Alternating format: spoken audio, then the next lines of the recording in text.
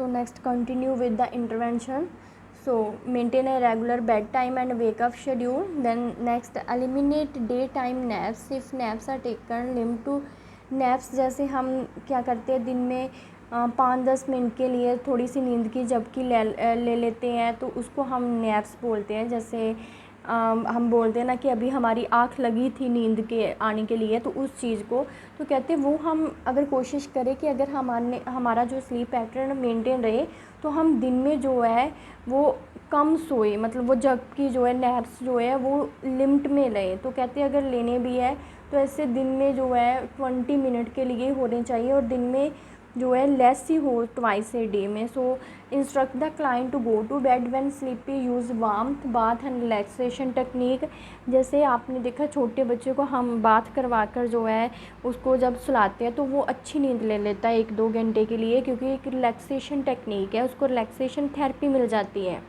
So if unable to sleep in 15 to 30 minute, get out of bed and perform some relaxation activity. कहते कुछ ऐसे अगर नहीं है तो थोड़ी टाइम के बाद आपकी नींद जो वेकअप हो जाती है तो आप उठ जाओ बेड से और कुछ रिलैक्सेशन एक्टिविटी करनी स्टार्ट कर दो। Then establish a regular relaxing bed time routine before sleep, such as reading, listening to soft music, talking a warm bath और doing some other quiet activity.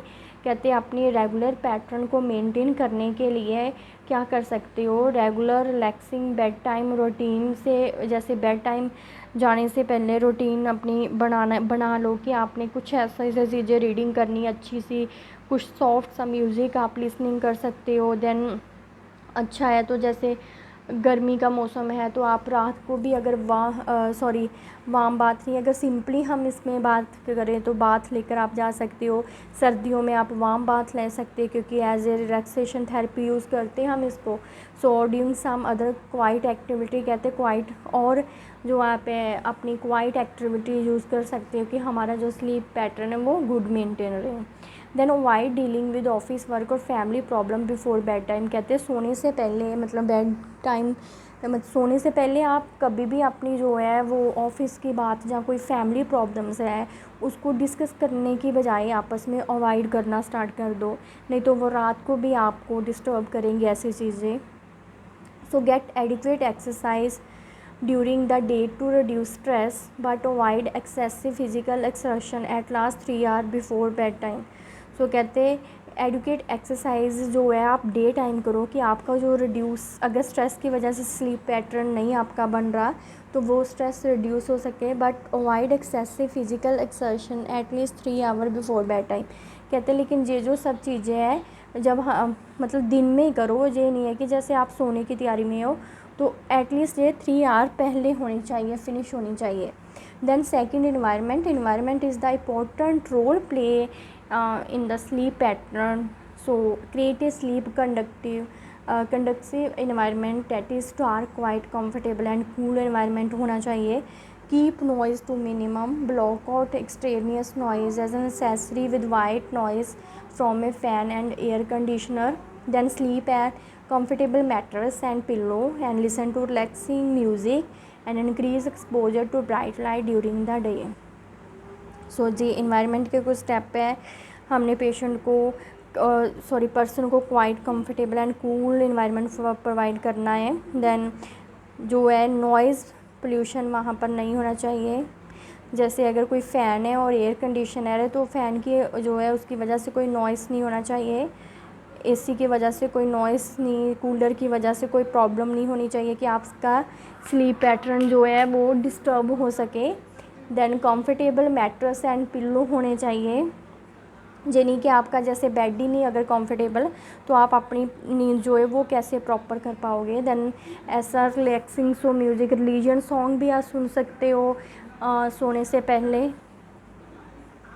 So diet, limit alcohol, caffeine and nicotine in late afternoon and evening. कहते हैं हमें जो है चाय, coffee या alcohol या कोई निकोटाइन ऐसी चीज़ें जो है वो ज़्यादा हमें जो है आफ्टरनून और इवनिंग में तो बिल्कुल ही नहीं करनी चाहिए।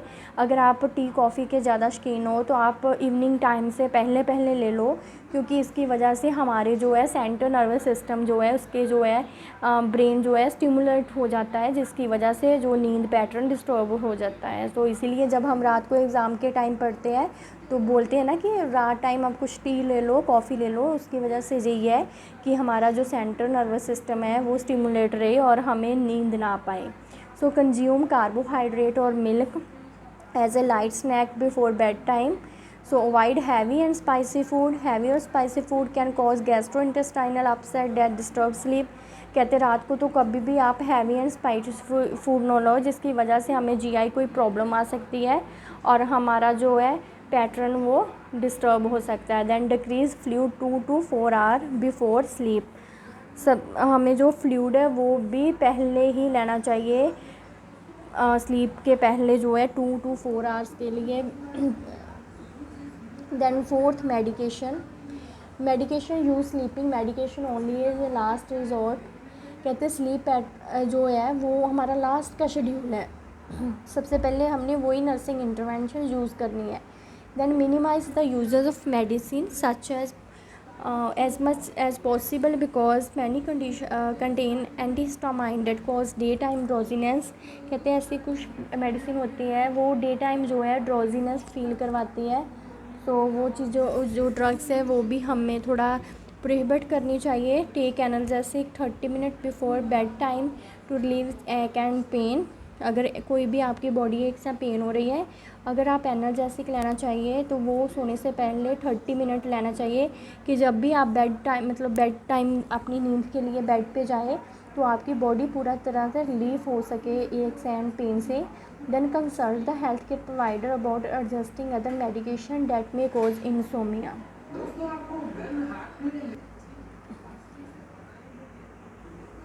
ओके, सो सबसे पहले हम देखें कि ये हमारा रेस्ट एंड स्लीप का एक टॉपिक था, ठीक है, जिसमें सबसे पहले हमने किया रेस्ट क्या है और स्लीप क्या है, क्लियर। उसके बाद हमने फिजियोलॉजी की थी,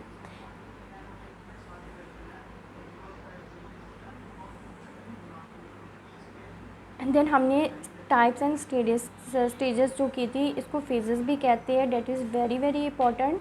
आपको ये ऐसे भी आ सकते हैं, explain the stages of sleep और टाइप्स ऑफ स्लीप और describe the phase of sleep. So ये आपको 5 या 7 मार्क्स में जो है ये आता है स्लीप का। सो इसमें जैसे 2 टाइप्स की स्लीप्स हैं, नॉन रैपिड आई मूवमेंट है और रैपिड आई मूवमेंट है। उसकी अगर फर्दर स्टेज है जिसको हम फेज़ भी कह सकते हैं। सो स्टेज 1, स्टेज 2, स्टेज 3, स्टेज 4।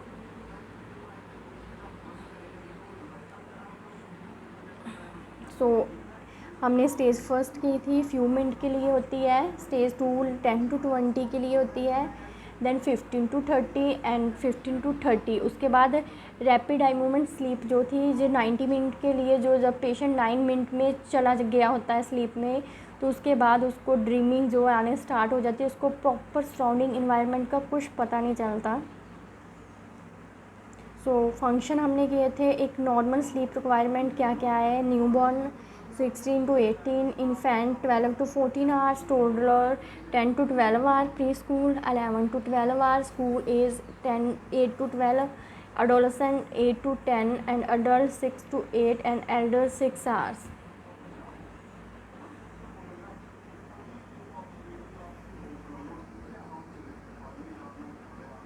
सो फैक्टर अफेक्टिंग किए थे स्लीप, सबसे पहले एज एंड इलनेस,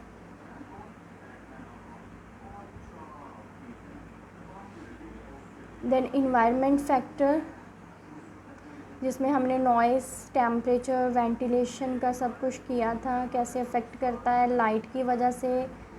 अगर कंफर्ट नहीं है, बेड साइज़ कंफर्ट नहीं है, तो उसकी वजह से हमारा स्लीप पैटर्न जो है अफेक्ट करेगा। लाइफस्टाइल हमारा अफेक्ट करता स्लीप पर, नाइट शिफ्ट वर्कर की वजह से भी डिस्टर्ब होता है स्लीप पैटर्न। इमोशनल स्ट्रेस की वजह से, लाइक कोई हम स्कूल जॉब रिलेटेड प्रेशर है, फैमिली और मैरिज प्रॉब्लम है, उसकी वजह से पैटर्न जो है वो डिस्टर्ब होगा।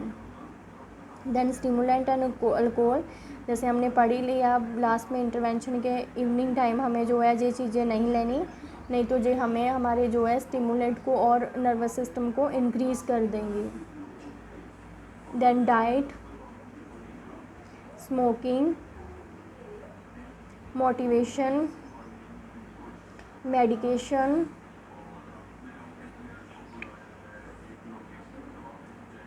नेक्स्ट हमने की है स्लीप डिसऑर्डर।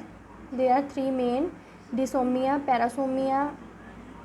सो डिसोमिया में क्या था, ज़्यादा नींद टू मच टू लिटिल हो सकती है, और डे टाइम और नाइट टाइम रॉन्ग टाइम भी किसी टाइम, मतलब जो नींद में डिस्टर्बेंस आती है पैटर्न में, उसकी क्वांटिटी और क्वालिटी में, तो उसको डिसोमिया कहते हैं। इसके आगे थे इंसोमिया, जब कम नींद आती है, हाइपरसोमिया ज़्यादा आती है, नैर्कोलेप्सी किया था कि डे टाइम ज़्यादा नींद के अटैक आते हैं, स्लीप एपनिया कि सोते टाइम हमें ब्रीथिंग प्रॉब्लम जो है शॉर्ट हो जाता ब्रीथिंग पैटर्न उसकी वजह से। देन इनसफिशेंट स्लीप या स्लीप डेप्रीवेशन, किसी की भी वजह से जो है चेंजेस आ रही है, अल्ट्रेशन आई है पर लॉन्ग टाइम से हमारी स्लीप में, उसको हम स्लीप डेप्रीवेशन बोलते हैं। सो इंसोमिया किया था।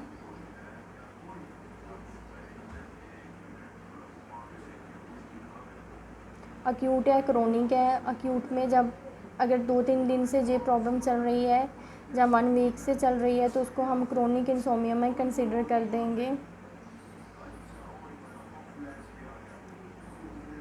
फिज़िकल डिस्कम्फर्ट और कोई मेंटल टेंशन की वजह से हो सकती है। देन हाइपरसोमिया, ज़्यादा नींद आती है और डे टाइम भी ऐसा ही महसूस होता है कि हमें नींद आ जा रही है, तो उसके कॉज थे ये। देन नैर्कोलेप्सी, डे टाइम ज़्यादा अटैक आते हैं। Sleep apnea, there are 3 type, obstructive, central and mixed apnoea.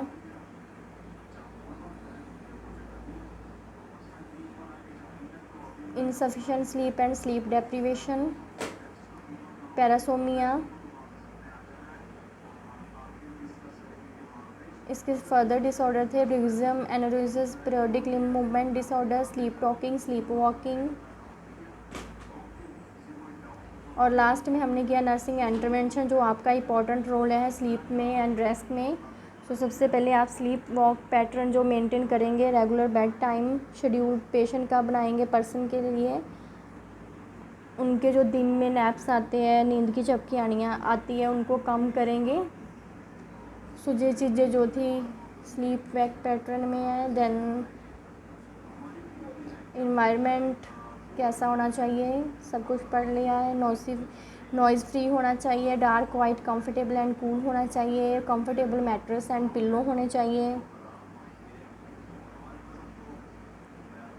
Then diet, alcohol, caffeine and nicotine हमने इवनिंग टाइम में नहीं लेने, और लाइट स्नैक ही लेने हमने बेड टाइम। इसलिए हम रात को बोलते हैं कि बेड सोने से पहले 2-3 घंटे पहले हमें खाना खा लेना चाहिए। और हैवी एंड स्पाइसी फूड तो बिल्कुल नहीं लेना। मेडिकेशन वो जो मतलब ये चीज़ें हैं, इसको डे टाइम हाई एंटीहिस्टामिन को हमने डे टाइम नहीं लेना, क्योंकि वहाँ पर भी हमें जो डे टाइम ड्रोजीनेस महसूस होगी। So thank you students. ये आपका किसके रिगार्डिंग था, रेस्ट एंड स्लीप के रिगार्डिंग एक टॉपिक था जो आज हमने फिनिश कर लिया।